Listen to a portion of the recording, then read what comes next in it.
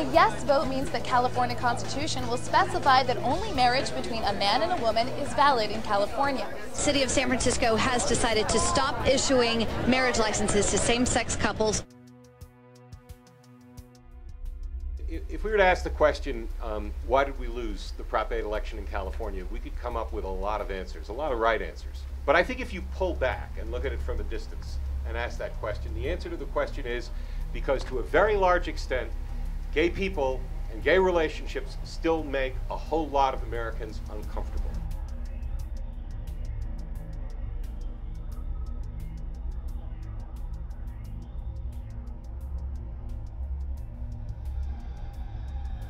Sundance is really, to me, it's a cultural organization that does the same thing. We try to put stories forward that are going to enlighten society and change society in a lot of different ways.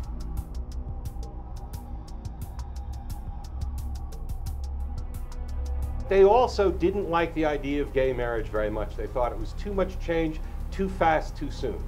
And my sense of what happened was that our opponents developed a very, very good campaign that was focused on exploiting that discomfort and getting underneath those people's skins.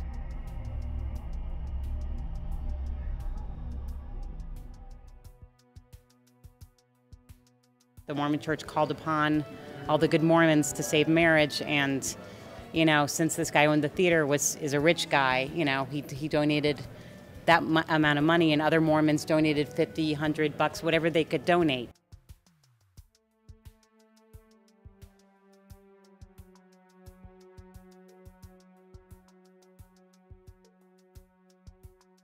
I think it's hard enough as it is to be an independent filmmaker.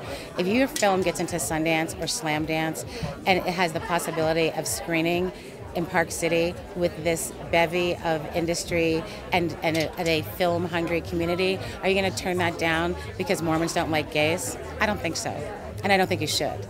When you tell the stories with truth, they do kind of have an activist result.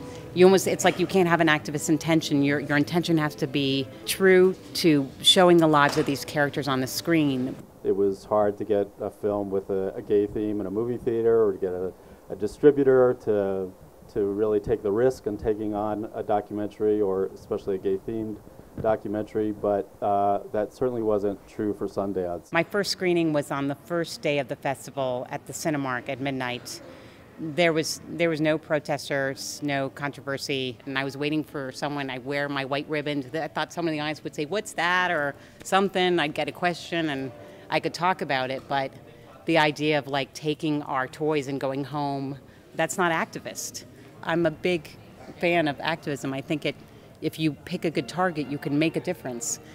The idea of moving Sundance, the whole idea was to be here so that we could bring our stories in a place where normally people don't get to see stories like this. You don't want to move basically the bluest elements and the most progressive elements out of a state like this, because if funding for Prop 8 came from the Mormon Church, like, you have to have a community and a culture around it that's sort of pushing back to make some institutional thinking changes.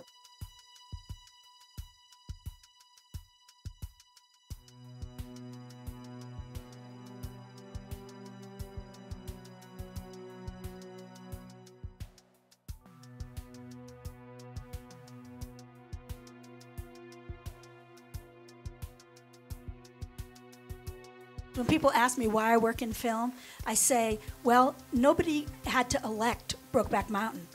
Films can go out there as a voice, and films can get taken up, and films can be successes, and films can be instrumental and transformational, and they don't have to win elections. They don't have to win a majority vote. They can go out there and build a majority by showing all over the place. And the movies here, whether it's, you know, the movies at Sundance, or the movies that reach people, or whether it's television shows, or all of these things in entertainment, you know, that's the power of art.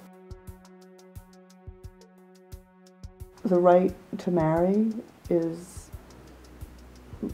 goes even deeper. It's like the right to have a family. If it's about love, because that's what it's about, then why not? Some people, I think, who are past the point of having their minds being changed, and I think the future of gay rights lies in the hands of young people. One very interesting and important statistic was 19% of Americans said that their opinions changed over the last 5 years on gay issues. 19% of people changed, and we asked them why they changed. And two of the biggest reasons was knowing someone who was gay or lesbian and seeing gay and lesbian characters in the movies. You don't persuade people by talking about abstract principles. I think you change people's minds by telling stories, because it is how you begin changing people's minds. Why can't we start building bridges and start, like, you know, really addressing issues together? Because I don't need people to love me because I'm a lesbian, right? I don't need people to love me because I wrote a book. I don't need people to love me because I'm a filmmaker. To offer me the same respect and kindness and care and support that you would offer your family member. We each have the power within ourselves to be true about who we are and honest about who we are, and that's, you know, that's how change happens.